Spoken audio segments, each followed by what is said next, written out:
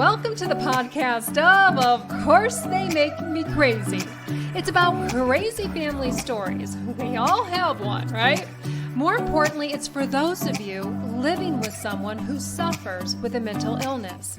You can start to feel lost in their world. Now, I get it. I grew up with a bipolar mom addicted to pain pills.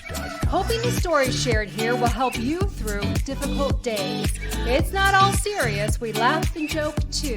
If you have little ones around, hop in your headphones. Adults only, please. Thank you so much for joining us on Of Course They Make Me Crazy, the podcast. I'm April. And so we got a doozy today. Once an offender, always an offender. Is that really true? Dr. Jeffrey Freiden, he is joining me today to dive deeper into this. So, Dr. Freiden, tell me a little bit more about your work. I know that you work with attorneys in regards to all this, and you have been for what, like 20 years? Is that right? Right. That's right, April. I've been doing this for about 20-something years now. I work mostly with attorneys, and I work with the state, and I work with the federal government. My job in particular is to evaluate a person's risk for a new offense, and for persons that have been convicted of a sex offense, is to provide treatment.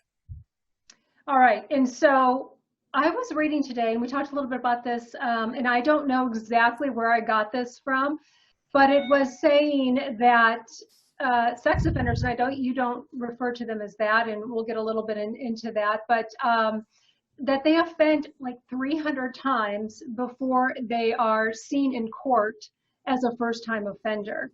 What are your thoughts on that one?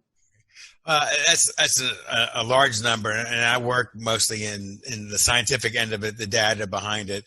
But yes, it's true that most offenders have other victims before they're caught. Mm-hmm. And so therefore they'll have more and more victims. And then what we were saying before, I used to work with victims initially when I got into this field 25 years ago. Mm-hmm. And I found from that point that I was seeing a lot of victims, and I've seen offenders have multiple victims.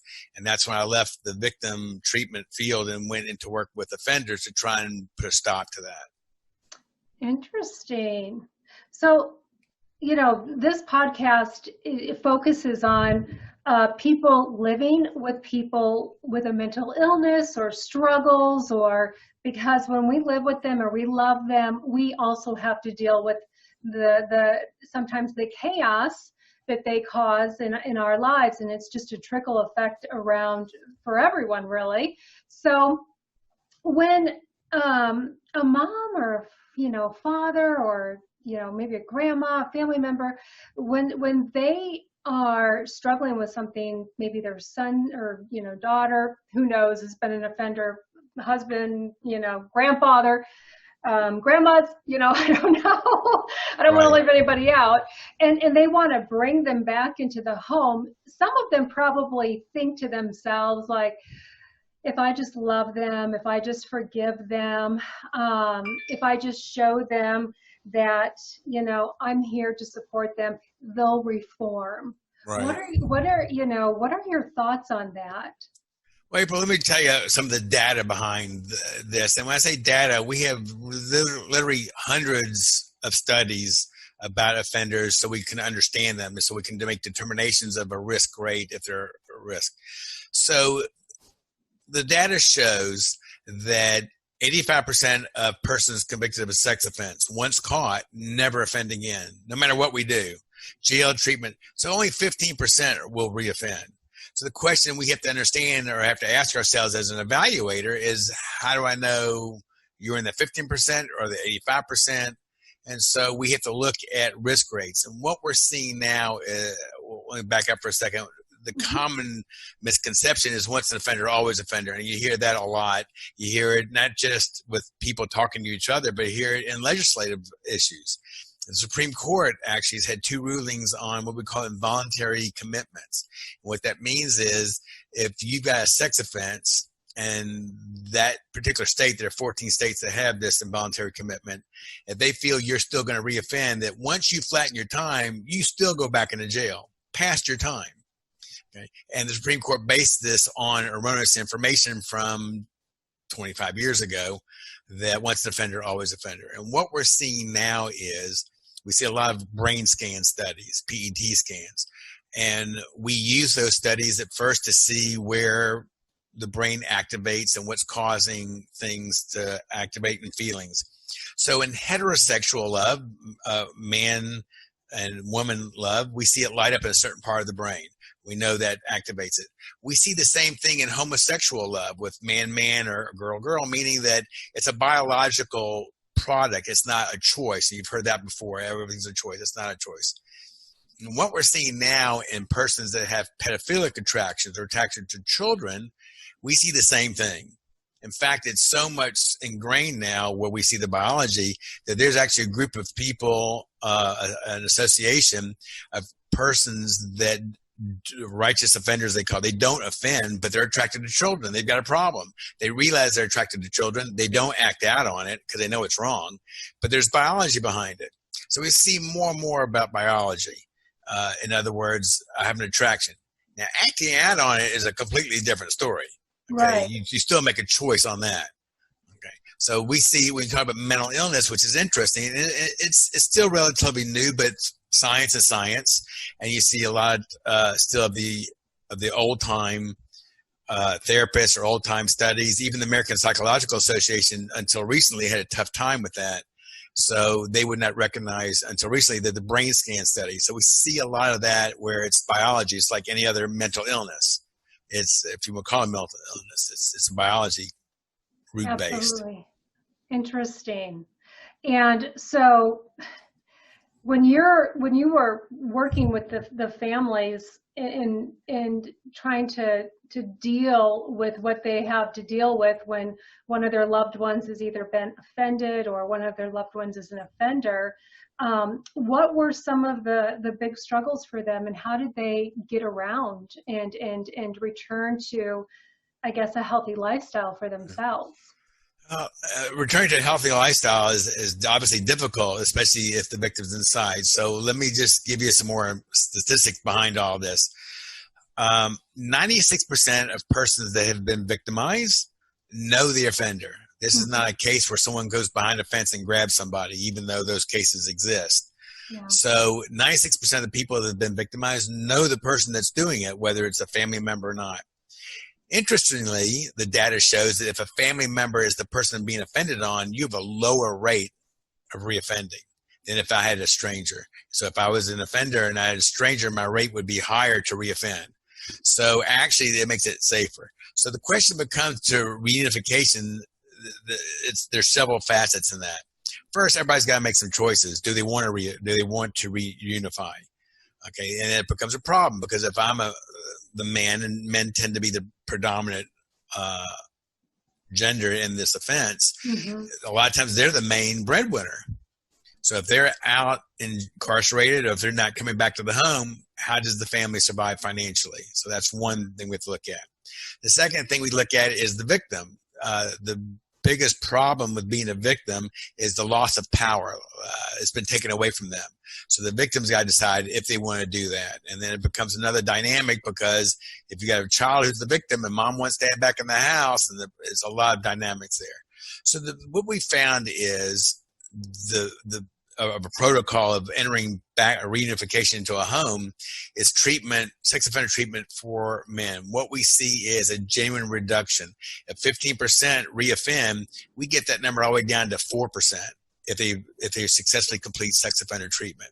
And that's literally, again, hundreds of studies. That's just not me talking. We have literally hundreds of studies of offenders. So if we can put the person back into treatment, understand why the offender to start off with, what led them to make the choices that they made, and the person becomes aware of those choices, they become safer. They become their own guardians of their own bad choices.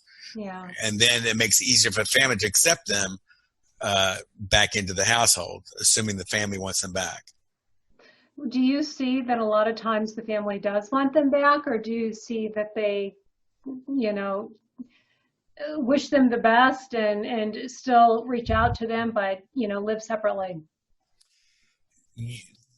Generally speaking, when a person offends, they don't have a healthy relationship to start off with. Yeah. So while that person might be married to somebody, it's probably not a healthy relationship to start off with. Yeah. So do they want them back? Well, maybe they think about getting divorced anyway, and this just makes it easier. Okay, what we want people is to make choices that makes them happy and choices that they want to live with. We don't want people to make choices out of force. In other words, I've got to take him back because I need the financial income, or he needs to come back because he doesn't know how to meet other people. Those are wrong reasons for going back together, and those are reasons also that lead you to reoffend. You want to establish a healthy relationship. So it's almost like any other illness. You've got to treat the mental illness first, or the issue first, before you re-enter them back into a family for a healthy relationship. And you were saying you don't call them offenders. What is your professional description? Well, a person that's got a sex offense conviction has got in addition to any kind of criminal penalties or whatever penalties they have, is a stigma. Okay, that's allegedly the worst of the worst. Yeah. If you go into prison, in fact, the prisons now are built with separate pods or even separate buildings for persons convicted of sex offenses because they're considered a vulnerable population. Even though everybody in prison is a criminal to start off with, they've decided that you're a worse criminal, which that's a whole nother thinking in there. But if I'm an offender and I come out of if I have been in prison, I come out, I go into treatment, I'm successful, I'm safer. I learned I don't put myself in high risk situations. I'm no longer drinking. I don't put myself with other kids. I watch myself. I still have to go to work. And if you go to work, there's always that question, do you have a felony and what is it? Or I've got work restrictions or living restrictions. Maybe the family will take me back in and I'm treated and I'm ready to go. But all of a sudden I've got a 1,000-foot rule or a 2,000-foot rule. We got a place like Florida that's got a 3,000-foot rule. But literally people in Florida, their address is under a bridge. They've grouped them under bridges because that's 3,000 feet away from a school or a church. Really? They get their mail delivered under a bridge. There's multiple places like that in Florida because they can't live within the city. So if I've got a family, I want to raise them and go to school. Well, I can't be in Tennessee where I'm at, it's a 1,000-foot rule, but in Florida, it's a 3,000-foot rule. Well, how's your kid going to walk to school? Okay, right. So what this becomes a problem is now that I've got this person not reoffending, and I've got this family reunited, well, now I've got these stigmas and these laws that prevent people from providing for their family, for working, for doing whatever they're doing in there. And that's another story. There's a lot of our laws are based on, giving people the business. It's not really treating them. We use GPS, for example, when we want to know where they're at. Well, that doesn't mean anything. The expression we use is that GPS was invented for cows, so I could find them in the field. Well, I might know where my cow is, but I don't know what he's doing out there. So I might be right. So that doesn't work, and that's been shown not to work, but we still do it. It makes everybody feel better. We have the 1,000-foot rule. For some reason, we think persons with a sex offense conviction can't walk 1,002 feet. For some reason, if I'm a criminal, I'm going to break the law. People still rob banks. People still take advantage of government programs. People still take advantage of each other. The laws don't make people behave. Okay, people have to behave on their self. So GPS, the research shows, doesn't work. The 1,000-foot rule doesn't work. The only thing that really works, and there's two things that seem that we see data, is treatment. Yeah. Up to 6 months in jail has an impact. After 6 months, it doesn't make a difference. The reoffense rate is the same. So we see that makes a difference. Understanding and empathy is not a risk factor, but understanding what they did wrong, learning how to behave in sex offense treatment is probably the single biggest factor. That's why a lot of states require sex offender treatment after conviction. You can rob a bank, but there's no treatment for that. But if you commit a sex offense, we're going to provide treatment because we show it does work and for those different things. Well, that's good. I mean, personally, I don't know if I had somebody, because I've never been in that situation, but I just don't know. That's, if I can interrupt you, you don't know if you've been in that situation. So the question courts will ask us as they decide probation is, what's the probability of this person to reoffend? And we classify them as low, medium, high. But the truth of the matter is no one has a zero risk. The judge, me, everybody has some risk because we haven't found everybody yet. There are people offending right now. We don't know who they are, so we can't include them. So if we don't know, that means we have to spread that risk around. That's a statistical anomaly. So in other words, there's no such thing as a low risk. And so the question is, well, how do you know who is a risk? And that's the question of, how to protect my children. And it's really, so once caught, 85% don't do it again. You probably don't have to worry that much about persons that have been convicted or been caught. What you have to worry about is the person that hasn't been caught yet, whether it's a family relative that babysits. And I'm not naming names. I'm just using examples. Yeah. Choir teachers, coaches. Look at the Boy Scouts. The Boy Scouts have they're bankrupt now because of all that's been going on. And the old adage is, if is where are you placing your kids, or do they know how to handle people? And I've been around enough people that are offenders, and I know that all the tricks that we're told about talking to strangers doesn't work. These guys know if they how it goes, how to handle these things. So we start classifying offenders as opportunistic versus predatory. We try and categorize everybody to see what their risk rates are. So the question becomes, is you're worried about the person that's been identified, when you really need to worry about is the person that has not yet been identified. And 96% of the people know them already. Okay. So, the person you think you're trusting, that could be one of them. Yeah. How do you know? I mean, is there ever any clues to give you an indication of, if somebody's has a little, I don't know, spitting image, or, like, oh, I think he could be an offender, or he gives me the creepies, or, how do you know? I mean, are there some typical things that you can tell us that maybe would, there is no clue especially when you're dealing with a sex offense, and let me get a little more data behind that. Now, there's people with these sex offender, first thing you think of is an adult and a child. Okay, but there's other types of offenders that are convicted. Person of a rape conviction. We see a lot of, date rape. People are drinking. They're all over 18, but they're all making bad choices, and those are also considered sex offenders. So that's the problem with the stigma. If you say a person's a sex offender, the first thing you think is he likes 6-year-old boys. Yeah, okay. That's how I totally think. Right, and so if I've been out and I made a bad choice, and I'm drinking with a young lady, and I make a bad choice, and I take advantage of her while she's drinking or whatever, I'm going to do this time. I'm getting conviction, but am I really? Do you have to worry about me around your 6-year-old kid? The research says no. That's not my choice. My choice is the other way around. Yeah. So that's why no one has a zero risk. We don't know who everybody is yet. And the data also shows if you meet somebody in the field as a clinician or something and says, oh, that guy looks like a sex offender, the research says you have 50-50 chance of being right.